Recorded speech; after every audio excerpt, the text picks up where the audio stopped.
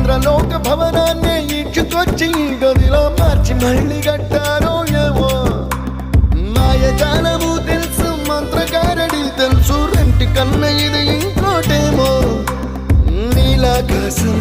నేలాకొస్తే ఇట్టాగే ఉంటాదో ఏమో ఈ సంతోషం దాచాలంటే హృదయాలు ఓ వంద కావాలేమో ఇంతందంగా ఉంటుందా ఈ లోకం